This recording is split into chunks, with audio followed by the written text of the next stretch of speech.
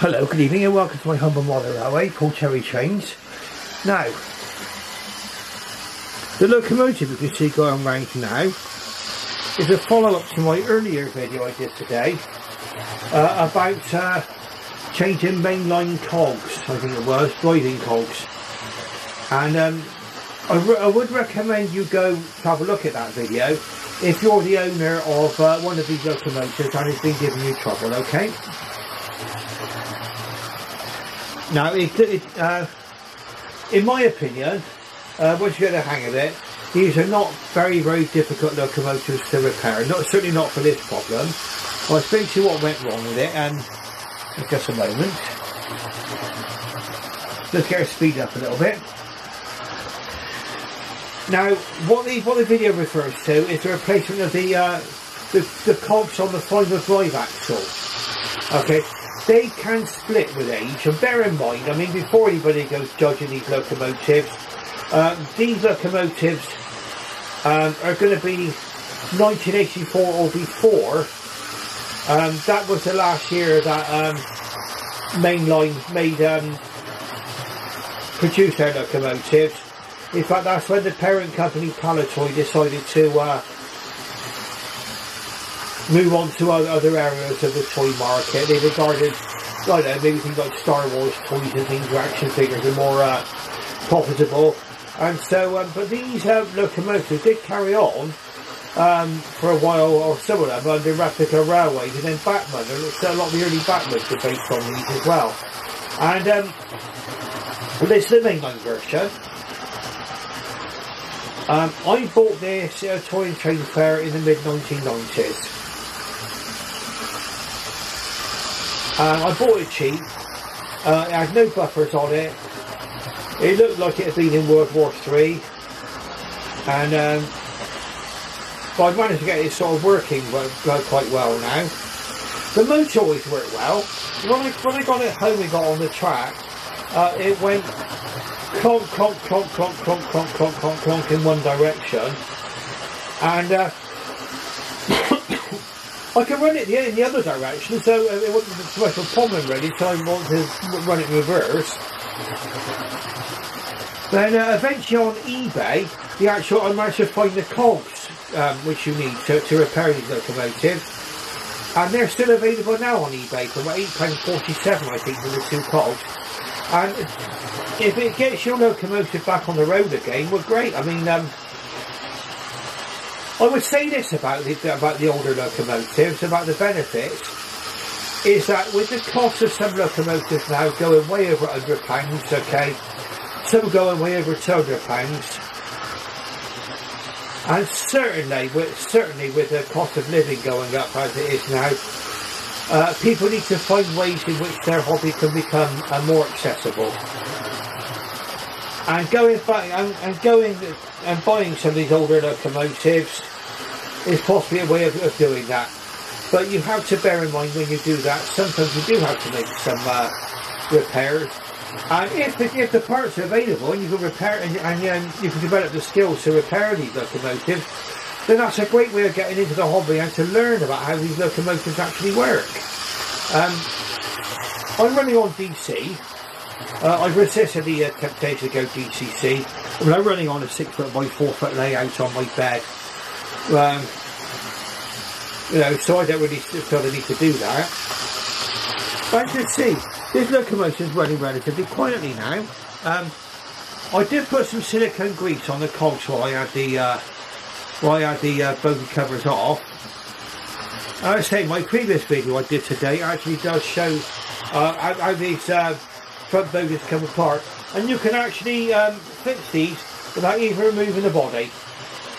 If this what's wrong with them. And once you've done one, you can already do the next one in about 10 minutes. If you have to do it, what I would say is work slowly, methodically. Maybe even take pictures of it out before you take it all apart. So I do, and as much as I can. And that way you will have a good guide as to how it all goes back together. But you see, not bad little locomotive now. Well worth the time and trouble to fix it. It had no buffers, so I was able to get buffers, replacement buffers. That was at the toy train fair. I'd say I bought this in the mid-1990s. I spent 10 years in the attic, sort of lack of space and sort of life got in the way of my hobby a little bit, I think, and I revived my hobby for the lockdown. When I started my YouTube channel during the lockdown.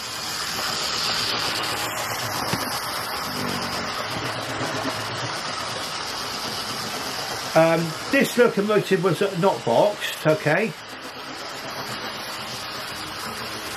and at the moment it sits on top of my bookcase while it's not being ran.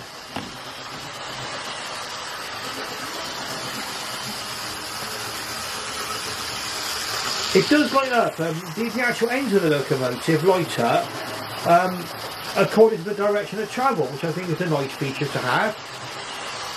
And really, mainline locomotives, in my opinion, set new standards, indeed a lot of new standards in detail.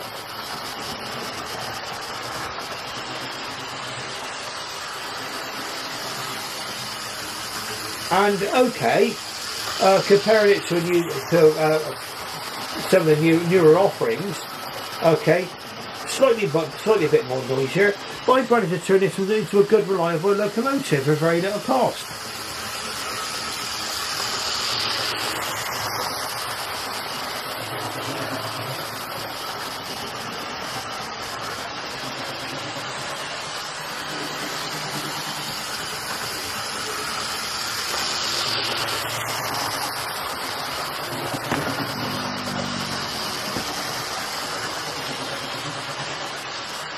High Flyer, that's the name of the locomotive. They're all named, being warships, I think they're all named after naval warships, or ships of the Royal Navy.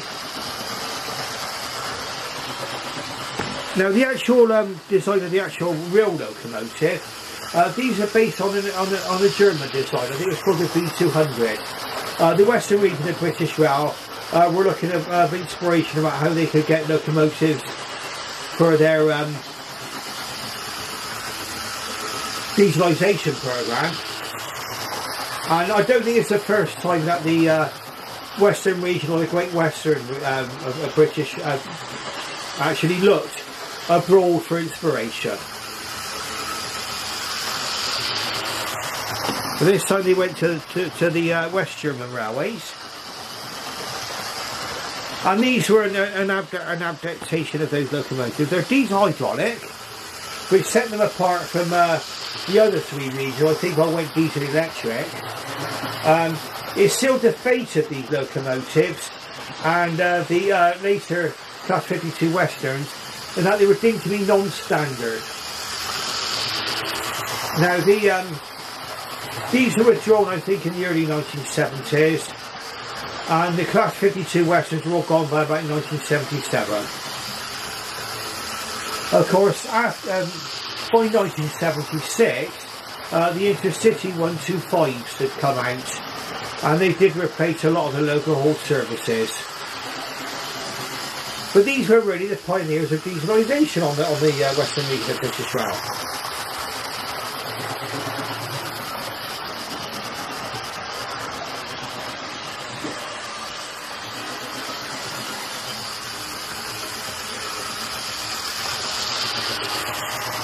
Okay, now what we're going to do is we're going to bring this locomotive into the station in just a moment.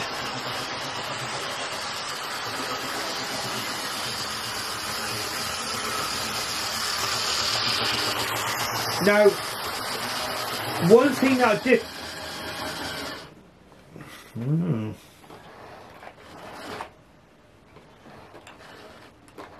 Aha! A slight technical hitch. Bear with just a moment, it's going to come round again now. Just not a fault of the locomotive.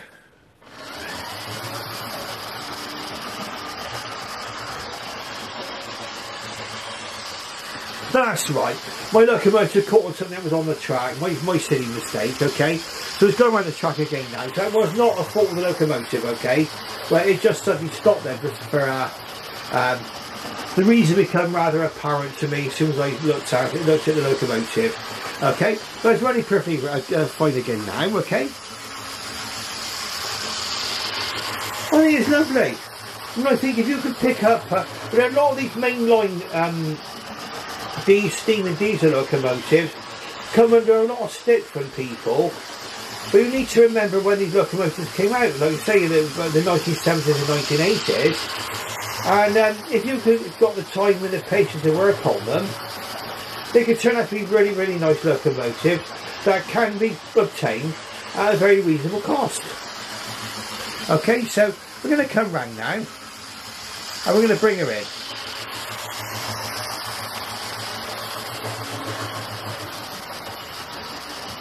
Now, any sort of mishaps that happen on my layout, I usually try to keep in the recordings as long as I've not sworn when they've happened. Sometimes I have had to take certain sequences out of my videos for that reason, okay? But I've learned to become more patient nowadays with everything, and should a little mishap happen, well, I leave it in now, warts and all, and I think that's the best way to shoot to shoot a video. Okay, so what I'm going to do now is we're going to bring this one into the station, and you can see what it's like going over points, and certainly what it's like for controllability. Now, bear in mind, my track is not the best. This is all going to be going back in the box tonight. It's going to be completely and utterly dismantled, and then it will have to go be put back together again on the next running session. Okay, so we do get the odd kind of lack of continuity. In fact, today I had a problem with continuity, and that was one of the fish plates become pretty loose, and I replaced it. I do keep a spare good supply of replacement fish plates. Okay, so what I'm going to do then, I'm going to bring this one in now.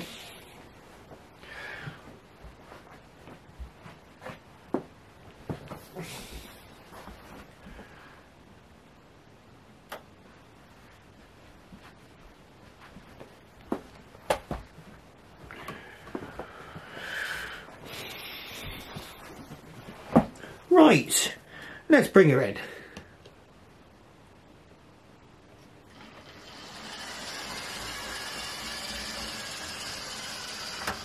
Over the points, no problem there. Easy peasy. Let's follow her in.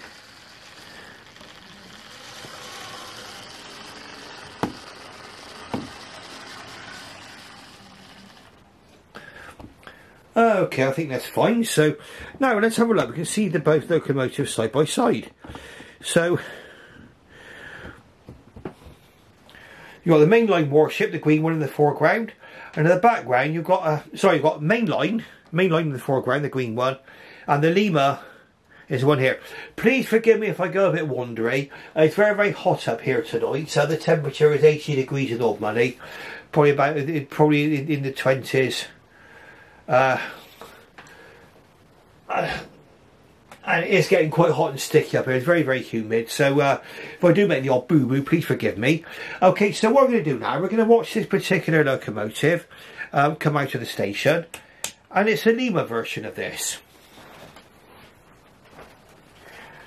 Now the Lima, again, we've got two sets of locomotives here that certain people have given a certain amount of stick to, okay, criticism and that sort of thing. And I would say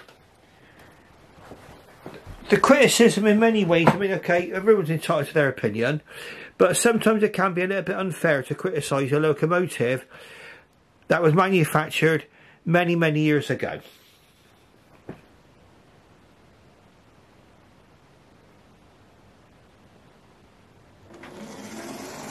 Now Lima, we'll go through and watch it come out of the station. Whoops. Lima stopped manufacturing in 2004. And since then, the name has been actually bought out by Hornby. Hornby have actually acquired quite a few brands. As you would see if you look on their, even on their track.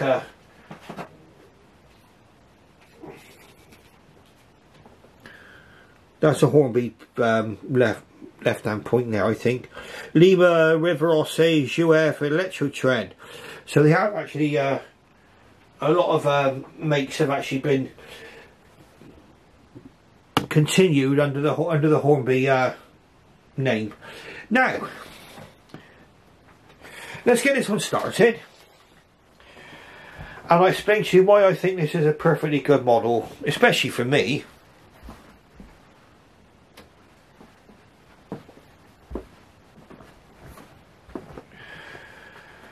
Now, I bought this model, I think probably in the somewhere between the late 1990s and the early 2000s, I think I got this one. I bought it at a shop called Antics in Bristol. I bought this brand spanking new, okay. And what happened was, I mean, it was just the fact that we moved to this new house here. It's a lot smaller, okay. And it was lack of space, and life got in the way of my hobby, like I say, and I came back to it during the lockdown, okay, to keep myself amused. Now, and I've got back into the hobby, which I'm really, really glad to say. I mean, I'm really happy to be back in the fold again. Now, we can see our Lima version whizzing around the track. It's called Druid, okay. Now, it differs from the mainline locomotive in that it does not light up at the front. It doesn't have a light up panel at the front. In fact, it's quite a fairly simple model in many ways. Not quite as detailed as a mainline version, okay? A lot of the moulded, there's a lot of the detail is moulded into the roof there. It's all there, but it's the mainline version is a little bit more defined. Now, the actual body shell, at least, as far as I'm aware, lives on in the Hornby Railroad range, okay, and the Hornby Railroad range is a very, very worthy way of getting into modern railways, okay. Not quite so detailed, but more economical and enjoyable models, okay. So, but this is the predecessor of the railroad version. This is the Lima version that we see going around the track now, and it runs very, very well. Now,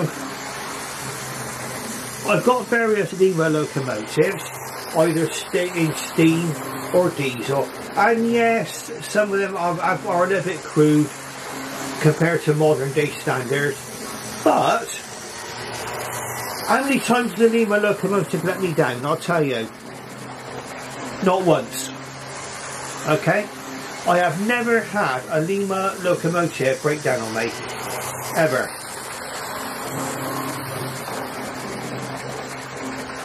How many times have I had the bits fall off? One. Never. And they're good models. I mean, they've got nice government play value to them, and again, possibly a good way of getting into the hobby. I mean, one thing I noticed during the lockdown certainly was that prices were going sky high, both new and second-hand models.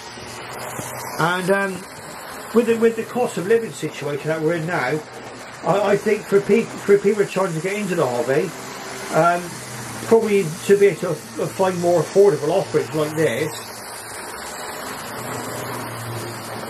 it's got to be taken seriously. Let's say, I'm going to get my words a bit muddled up because it's a bit hot up here. It's a little bit more noisy than modern offerings. But I could say, I mean, this one spent 10 years in the attic, okay, until I came back to the hobby, probably more than that. And I brought it down out to the attic, set the track up, put it on the track, and it ran. As did most of my locomotives I had, which I had kept up there. They all ran straight. Some of them were a bit arthritic, some of them needed a bit of oil. But all of my locomotive collection, really, except one locomotive, came to an end. That was an air fix, but that was through my own stupidity rather than anything regarding the model itself. But this one has been perfect, and it really is one of the you know, at the time I had this, it was one of the prides of my fleet, really.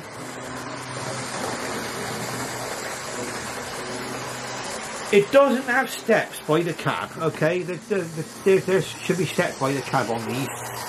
They don't have them, but I think they were left off simply because it will allow more freedom and movement for the bogie. They're not even made available in a detail pack, and I think if you did fit steps on this locomotive, possibly you'll probably find it derailing. So I think leaving them off was a good move. And in fact, it's the same goes for the Hornby Railroad version as well. They don't have the steps at either end. The mainline version does.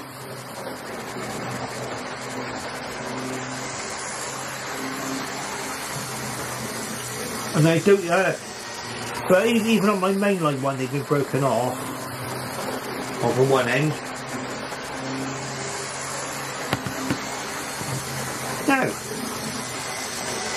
let's get back to the running of this locomotive. Okay, you can hear the motor, you can hear the gears. It's got basically a ring flood motor arrangement, very similar to some of the Hornbys. Now, what advantage these locomotives have over later offerings, and I'm not going to start slagging off newer design, because everything's got its merits, everything's got its advantages and disadvantages in life, okay? The mainline version of these, the Hornby version, older Hornby versions, anything with a ring flood style motor, if you've got any problems with the motor, you can normally give it a good clean up and possibly replace the brushes and springs, and you're back on the tracks again. Whereas if one of these modern skew wound motors, 5-pole motors, went wrong on your locomotive, then you're going to be in the whole world of trying to find a replacement, okay? And because of the way that they put them together, these modern locomotives, the wires going into the going into them and over to the motor. They're soldered on, so you've got to learn soldering skills and everything. Yes, but they do run very nice, a lot of these more modern things. But these do have an advantage. And again, if you're a relatively new zombie, you want something you can. I mean, for me at least, I want something I can work on. Something I can repair myself. And yes, these are quite repairable.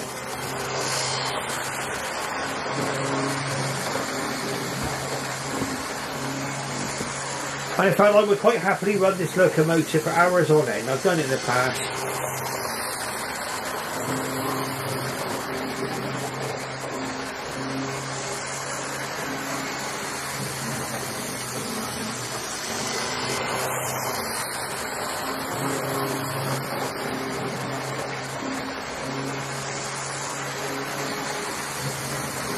You just enjoy watching this go round. I mean, you know, what a better way to spend an evening. Now, I am actually videoing this quite late, actually. We're just gone past midnight. There is a reason for this. I did intend to film this video earlier this evening, but in this kind of weather and everything else, I basically ate my tea. Very nice, actually, lasagna, and I fell fast asleep. So I'm probably going to be up a little bit late tonight. It's very hot. It's really hard to sleep. Very hot and sticky. For any of you out there that are suffering in this heat, I do sympathise. It's got quite hot again, hasn't it? And I'll probably be enjoying a good running session and get this probably winding up about 1 o'clock or something. Nothing wrong with a late night running session as far as I'm concerned. And if you find, you know, in this kind of weather, if any time you can't sleep, what a better way of spending your time? Get your layout out and have a good run. Lovely. Okay, now, we're going to run this one into the station, and then we can have a look at both locomotives together then again, once more time. Let's go around one more time. I'm enjoying this, actually. Oh, by the way, the coaches which is putting, I've often mentioned what these coaches are, but if you're a Great Western person, or if you're flexible about what you run on your layout, so you don't mind putting, say for example, you might have a Flying Scotsman putting these Great Western coaches or something like that, you're not that worried, you know, about exact, you know, prototypical stuff, whatever you want to call it, then these Great Western coaches have got some good advantages. They're still available in the Hornby Railroad range, and I did get a couple of these coaches from Amazon. I think they were only about £20 each, which is less than the cost that some people are charging for a wagon. Okay, they're a little bit shorter than a lot of modern offerings, but on a layout this size, 6 feet by 4 feet, you're going to thank your lucky stars. You know, you've got the, you can take advantage of the spaces on a layout this size. I've managed to, well, really what I've done here, I think I've actually crammed a quart into a pint pot, as I used to say, you know, and I think I've managed to get as much play value as I can out of this layout, and I'm quite happy with it actually. You know, 6 feet by 4 feet, yeah, quite enjoyable. Now let's pull this one in, and then we'll have a look at the two together, and then we'll do a bit of a recap, and then we'll wind things up.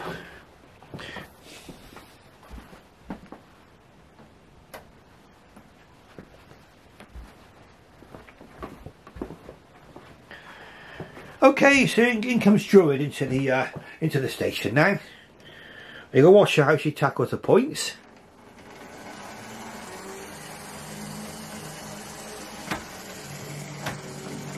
No problem at all. Look at that, beautiful.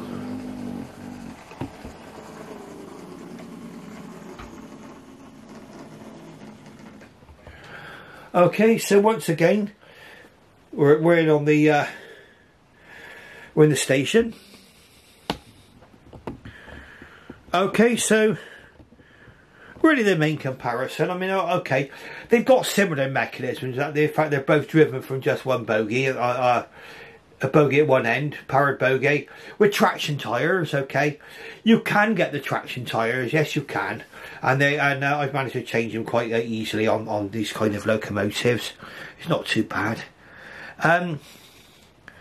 Now the mainline one, probably some of the things you might not be able to see directly from here, but I'll explain to you the differences. There should be steps at either end of these locomotives than this one here, but they've been broken off in one end.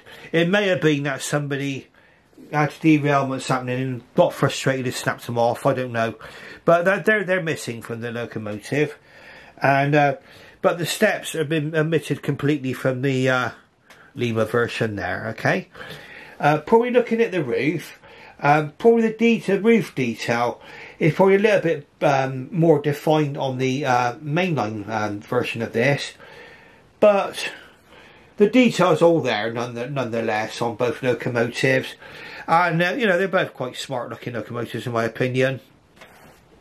And probably on the Lima version as well, the axles are kind of a silvery colour, whereas on the mainline version the axles are actually covered up. But really, it's the sort of thing you don't notice when the locomotives are running around the track.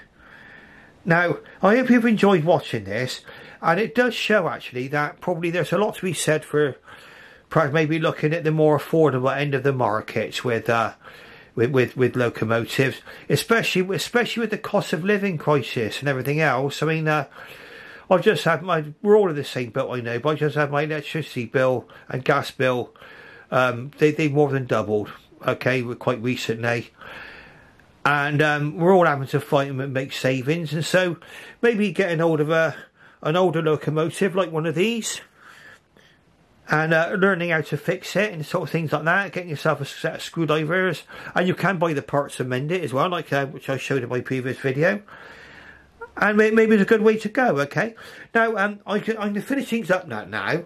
I hope you've enjoyed watching this video.